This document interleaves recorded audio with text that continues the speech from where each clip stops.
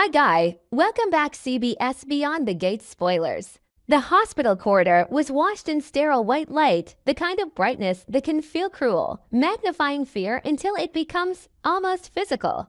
It reflected off faces that were waiting for an answer capable of rewriting an entire life.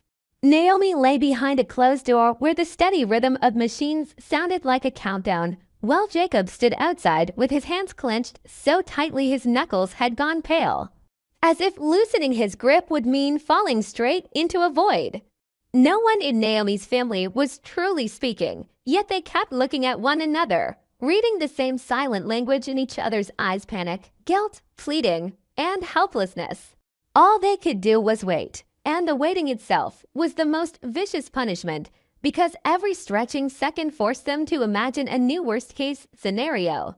When the doctor appeared, his steps unhurried yet heavy, the air seemed to freeze. The way he held the file, the way he chose a spot that maintained professional distance while still being trapped by the family's desperate gaze, said everything. This was not a conversation that carried good news. The Beyond the Gates CBS Spoilers channel specializes in analyzing, theorizing, and discussing plot points in the series from the perspective of a longtime fan. This allows viewers to gain deeper, more objective, and interesting insights. Subscribe to the channel to stay updated on the latest news about the series. The doctor didn't waste time, but he wasn't brutal either.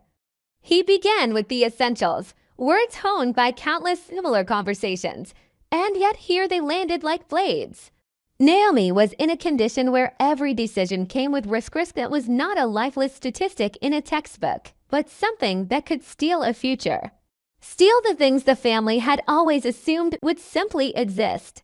He explained that Naomi's body was straining under multiple pressures at once, and even if the team did everything possible, there were complications no one could fully prevent. There could be unexpected reactions to medication, a decline in certain organ functions from exhaustion, pain that lingered, recovery that moved more slowly than hoped. Even changes that meant Naomi might not return as the same Naomi they remembered. He spoke about the possibility of deeper intervention if her numbers worsened, about the chance she would need intensive monitoring for a long time, and about the patterns the family should prepare for: improvement followed by setbacks, a moment that seems to clear the danger only for everything to turn with a single small shift. He didn't dramatize, but his calm made each sentence feel even heavier because it carried the unmistakable weight of reality, not speculation. Jacob tried to remain composed, but his composure was like thin glass placed in front of a storm. He heard the doctor talk about probabilities, possibilities, and worst-case scenarios they needed to face, yet no numbers stayed in his mind. Instead, images surged forward: Naomi on ordinary days, a fleeting frown, a brief smile, a moment she turned away because she was tired but still tried to look fine. Signs he had once brushed past as small and insignificant now became evident in a case that condemned him. He was dragged back through every moment he could have handled differently, the times he could have asked more, listened more closely, stopped and stayed longer, instead of rushing to believe that everything would be okay. Regret didn't arrive like a single wave. It seeped in like water, soaking into every crack of thought until he could hardly breathe. He wanted to ask the simplest question: will she live? But he couldn't bring himself to form it, terrified that speaking it aloud would turn the answer into a curse. So Jacob stood there, his eyes reddening not because he was openly crying, but because he was swallowing panic like a stone lodged in his throat.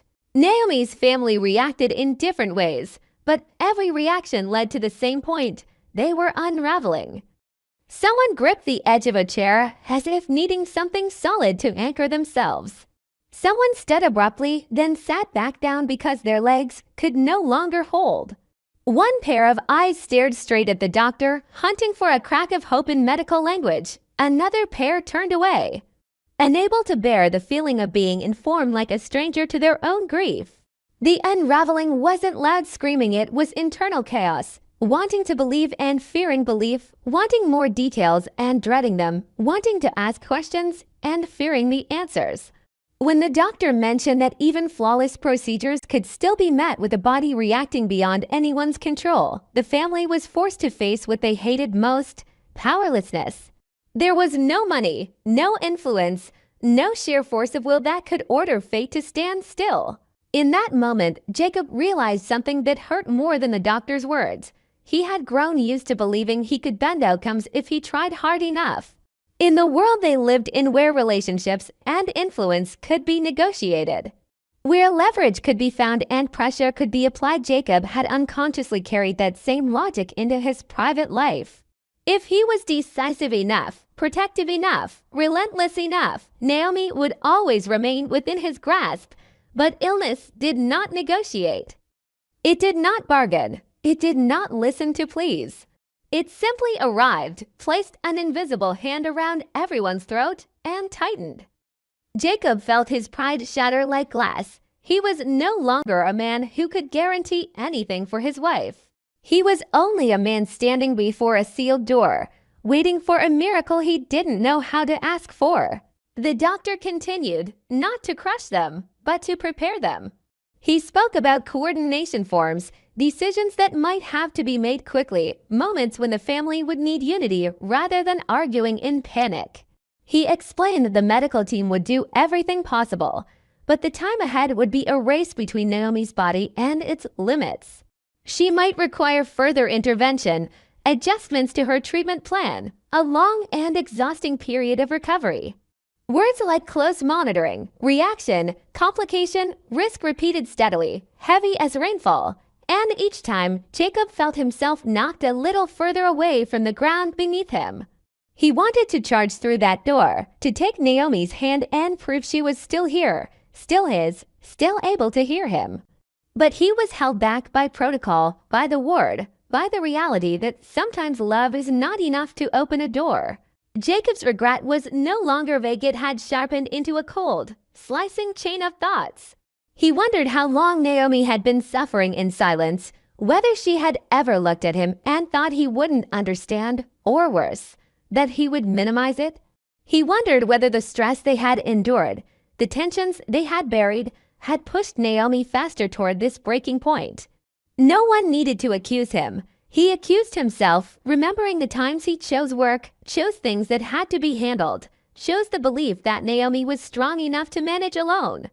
And now, hearing the doctor describe the possibility Naomi could weaken before she improved, Jacob grasped life's most vicious lesson. Sometimes you only recognize the full value of someone when you are staring straight at the possibility of losing them. Naomi's family, in their disorientation, didn't only fear losing Naomi, they feared losing the future they had been quietly counting on. A hospital can turn dreams into something fragile and pitiful. Plans, reunions, promises, suddenly reduced to if someone began praying in silence. Someone sat so still they seemed turned to stone. Someone tried to latch onto a single phrase the doctor had offered: "We'll do everything we can. There's still a chance. We can't conclude yet," and twist it into a lifeline. But the harder they clung, the more they felt how thin and slippery that lifeline was, and that made the fear grow heavier. If hope slipped from their hands, the fall would hurt even more. Jacob finally couldn't hold it inside anymore. He didn't scream, but his eyes darkened, his face looking as if all the color had been drained from him. He stared at the door behind which Naomi lay, and it felt as if his entire life lay in there, too fragile and threatened. A brutal truth rang in his mind. If Naomi didn't make it, Jacob would spend the rest of his life haunted by a single question: what could I have done differently? And if Naomi did make it, he would still be haunted by another question, just as painful: do I even deserve her forgiveness? Regret turned him into someone who wanted to run in, someone who wanted to drop to his knees begging for a chance to make things right. But he didn't know who to beg. Because the only person he needed to apologize to was behind that door, possibly unable to hear him, possibly unable to answer. The tension stretched like a rope pulled to the point of snapping. The doctor ended with a clear warning. The next hours were critical, and the family needed to prepare themselves for every possibility. He didn't say the worst, but everyone heard those words hanging in the air anyway. When the doctor left, the corridor suddenly felt wider, emptier, colder, as if only Naomi's family and their fear remained. Jacob stood at the center of it all, feeling the role of protector he had once worn like instinct being stripped away, leaving only a man trembling in silence, forcing himself not to collapse because if he fell apart, who would hold the others up? And then, just as they assumed all they could do was wait, hurried footsteps broke the hospital's rhythm. A nurse appeared at the far end of the corridor, her expression strained, calling Jacob's name in a voice too urgent to hide anything. Jacob spun around, his heart dropping into his stomach, while Naomi's family surged to their feet as if yanked by an invisible cord. No one caught every word at first, only the key phrases that tilted the entire world. Naomi's condition had just changed, and the doctor needed the family immediately.